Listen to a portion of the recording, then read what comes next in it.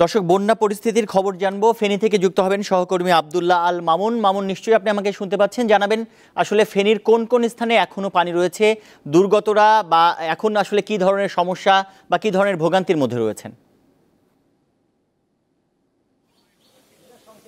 হ্যাঁ তানভীর, আপনাকে ধন্যবাদ। যে আমি এখন আছি ফেনীর দাগনভূঞা উপজেলায়। এখানে একটি গ্রামীণ সড়কে দাঁড়িয়ে আছি। এখানে এখনো পর্যন্ত প্রায় 1 ফিটের মতো রাস্তার উপর পানি আছে।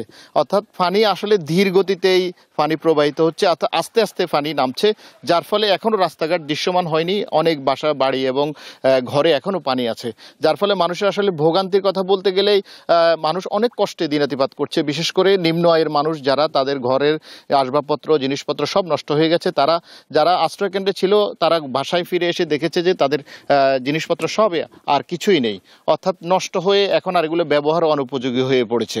তো আশ্রয়কেন্দ্রগুলোতে মানুষ যারা আশ্রয় নিয়েছিল, এখানে এখনো পর্যন্ত দাগনভূঞা সবচেয়ে বেশি মানুষ আশ্রয়কেন্দ্রে আছে, কারণ এখনো দাগনভূঞার পানি এখনো বিশেষ করে 4টা ইউনিয়ন, এখানে রাজাপুর, সিন্দুরপুর এবং অন্যান্য যে ইউনিয়নগুলো আছে, এগুলোর পানিও আসলে আস্তে আস্তে নামছে। তো যার ফলে এখানে ভোগান্তিটাও অনেক বেশি। আমি আরেকটা বিষয় আপনাকে জানাতে চাই যে ফেনী জেনারেল হসপিটালে আমরা কথা বলেছিলাম। এখানকার যিনি তত্ত্বাবধায়ক আছেন, উনি আমাকে জানিয়েছেন যে এখানে যে শয্যা সংকটের কারণে রোগীদের জায়গা দেওয়া হচ্ছে রাস্তায় এবং গাছতলায় বসে তাদেরকে চিকিৎসা দেওয়া হচ্ছে।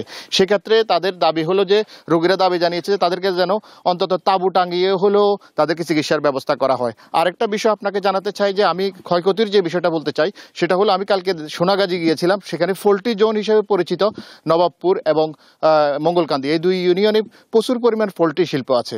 ওখানে অজিবা পোল্ট্রি নামে একটি পোল্ট্রিতে আমি গিয়েছিলাম। সেখানে প্রায় 400 কোটি টাকার ক্ষয়ক্ষতি হয়েছে। তাদের ব্রয়লার, লেয়ার, ব্লুবার্ড সহ অনেক ধরনের মরগ পানির তোড়ে ভেসে গেছে, মারা গেছে। ফিড সামগ্রী চলে গেছে, ডিম ভেসে গেছে এবং খাদ্য সামগ্রীগুলো নষ্ট হয়ে গেছে।